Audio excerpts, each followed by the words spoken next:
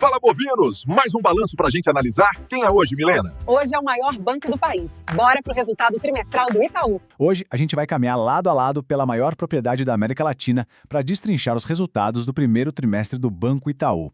A ideia desse nosso encontro é pegar todos esses dados financeiros que parecem difíceis e transformar num papo totalmente acessível e, claro, fascinante de acompanhar. Bora conhecer cada palma desse terreno. Mas, antes de abrir a porteira, tem um aviso super importante. Tudo que a gente vai explorar aqui é puramente educacional, tá? O foco é entender os números e a mecânica dessa grande fazenda. Então, absolutamente nada do que for dito nesse tour deve ser encarado como recomendação de compra ou de venda do rebanho, combinado? A intenção é puramente jogar a luz sobre como as engrenagens funcionam. E o nosso roteiro de hoje é o seguinte. Ponto 1. O maior pasto. Ponto 2. Lente de ouro. Ponto 3. Rebanho saudável. 4. Queijo premium. 5. A colheita. E para fechar, ponto 6. O preço da terra. Vamos nessa! Chegando na nossa primeira parada. O maior pasto. 101 anos de história. Pois é, o Itaú não chegou nesse tamanho da noite para o dia, né? É uma base muito sólida, de mais de um século, e o resultado dessa dominância secular é muito claro. 3,2 trilhões. Esse é o volume de ativos totais. Isso faz do Itaú, de forma absoluta, o maior banco de toda a América Latina. Só para dar uma dimensão do peso desse gado, o valor de mercado, olhando numa ótica dolarizada, gira em torno de 100 bilhões. É uma escala tão colossal que traz uma resiliência absurda para atravessar qualquer tempestade na economia. Seguindo para o ponto 2, leite de ouro, lucro excepcional e ROI. No fim das contas, um pasto gigante tem que entregar uma produção à altura, concorda? E o montante gerado impressiona muito. 12,3 bilhões de lucro líquido apenas no primeiro trimestre. A gente está falando de um crescimento de 10,4% em relação ao mesmo período do ano passado. E tem um detalhe de ouro que não pode passar batido. 95% de toda essa produção riquíssima veio direto das operações aqui no Brasil, com os outros 5% pingando das operações internacionais. O ritmo de crescimento, mesmo para um gigante, continua sendo um absurdo de forte. Agora, a joia da coroa. O retorno sobre o patrimônio líquido, o famosíssimo ROI, bateu 24,8%. E se a gente isolar só a operação brasileira, esse número pula para 26,4%. É pura e simplesmente o maior patamar desde 2013. O que isso quer dizer na prática? Que a gestão consegue, com muita consistência, rentabilizar o capital e gerar um valor gigantesco para o acionista ano após ano. É como ter vacas produzindo muito mais leite, mas consumindo exatamente a mesma quantidade de capim. E isso mostra direitinho como o Itaú se descola do resto do rebanho. A diferença de rentabilidade grita quando a gente compara com o resto da manada. Enquanto o Itaú entrega um ROI ali perto dos 25%, pesos pesados como o Bradesco e Santander ficam na faixa dos 15% a 17%. E o Banco do Brasil deve rodar entre 10% e 13% neste ano. O Itaú é de fato aquele ponto fora da curva que lidera com muita folga. Nossa terceira parada, rebanho saudável. Gerenciando a carteira de crédito de 1,5 trilhões. Emprestar dinheiro sempre tem aquele risco natural de lidar com vacas doentes, ou seja, a famosa inadimplência. E é bem aí que o banco mostra a sua competência de fazendeiro. Essa é a anatomia de uma carteira de crédito que está quase batendo a marca de 1,5 trilhão, crescendo a 9% ao ano. O capital é estrategicamente pulverizado. A gente tem quase meio trilhão indo para pessoas físicas, juntando cartão e financiamento, uns 454 bilhões para grandes empresas e 300 bilhões irrigando as micro e pequenas empresas. O dinheiro está espalhado de um jeito muito inteligente por todo o ecossistema. O grande trunfo dessa distribuição toda é a resiliência. Num cenário macroeconômico nacional super desafiador, com a inadimplência batendo recorde no mercado, o Itaú consegue manter a sua inadimplência acima de 90 dias congelada em inacreditáveis 1,9%. É uma das taxas mais baixas de todo o sistema financeiro.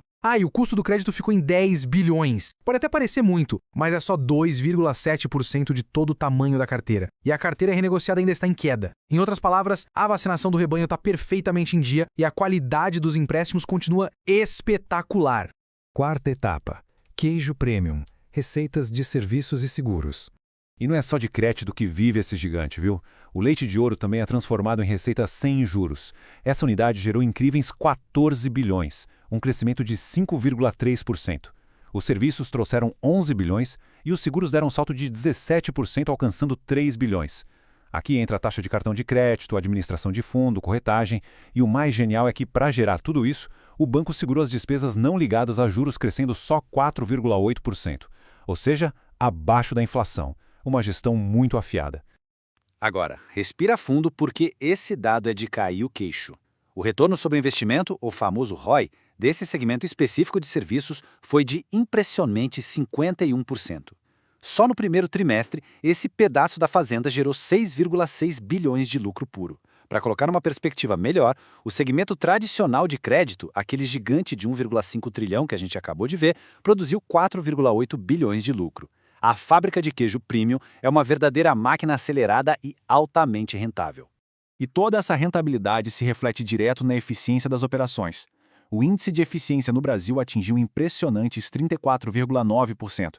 Isso comprova que a gestão não está só focada em aumentar a receita, mas também faz um trabalho cirúrgico para cortar excesso, fechando a agência desnecessária e otimizando o quadro de colaboradores. A operação está mais enxuta e letal do que nunca. Seção 5. A colheita. Dividendos e expectativas de pagamento. Depois de tanto suar no campo, chega a hora boa. A hora de distribuir a montanha de dinheiro. E as projeções estão bem suculentas. A estimativa é que o banco entregue um lucro anual bem parrudo, rodando ali na casa dos 50 a 53 bilhões. Hoje, o banco pratica um payout de 70%. Isso quer dizer que a maior parte do lucro vai direto para o bolso do acionista. Fazendo as contas, isso nos leva a uma estimativa de pagamento de R$ 3,25 por ação, o que gera um dividend yield altíssimo de aproximadamente 7,7%. É uma colheita e tanto, mantendo um prêmio muito atrativo em relação à renda fixa atual. Mas é vital entender a linha do tempo dessa colheita. Os dados apontam que o ano atual deve ter pagamentos um pouco mais moderados. O grande fluxo de caixa que era esperado para fevereiro de 2026 foi antecipado de forma estratégica na Datacom para dezembro de 2025. Então, o próximo grande ciclo de proventos massivos caindo na conta deve mesmo se concretizar no comecinho do ano que vem. O planejamento tem que estar bem ajustado a esse cronograma, certo? Última sessão, preço da terra. Um alerta sobre a euforia de valuation. Vamos baixar um pouco o ritmo agora.